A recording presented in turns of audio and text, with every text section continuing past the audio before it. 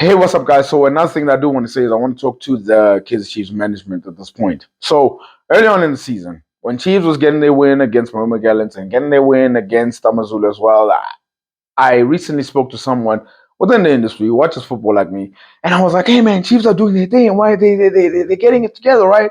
And he said to me, "Chiefs are not playing well. They're actually just getting results." And ever since he said that, I was like, "Okay, I gotta watch Chiefs closely now." And even on the 4-0 against SuperSport, Chiefs didn't play well. They were clinical on the night, but they didn't play well. And I just feel as though like this result was coming. Especially when you're playing up against a Mamelodi Sundowns, no doubt. It was levels in terms of what you saw. And I think this team is going to need surgery.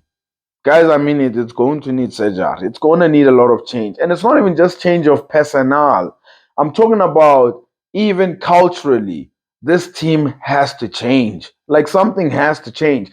Um, so I'm basically saying to the Kaizer Chiefs management, with the windows that are coming, January, and then it's gonna be June and July, and then the next one, and all that. You guys have to utilize every single window you can to get this team better. Whether it means you bring in personnel of players and you brought in a scout and you brought in the technical team and you're making the steps right at the moment, but that thing has to continuously keep on happening because Nabi needs help.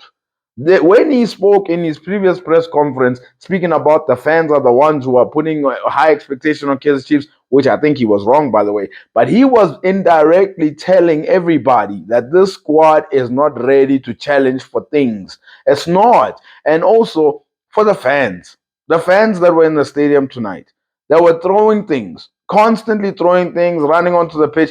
You guys are not helping the situation.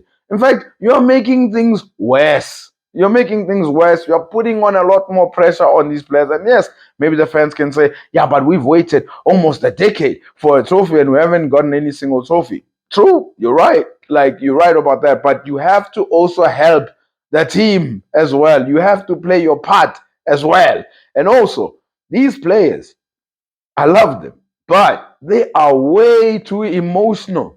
They are way too emotional. Way too. I spotted in the previous game when they concede goals, their heads drop. They don't believe. And Nabi also spoke about that too.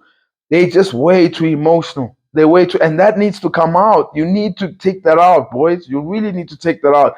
But for the Chiefs management, basically what I'm trying to say is, with the windows that are coming, and as time has go on, you need to take every opportunity you can to change the cultural environment within that team. Whether it means personnel must go, whether it means you bring in new players, whether it means you bring in this, something needs to change, no doubt about it. And I think tonight was a reality check to say this team is nowhere near challenging for things. And it's time that even the supporters get into their heads, because I think some of them do, but some are a little bit delusional, thinking that this team is going to win things.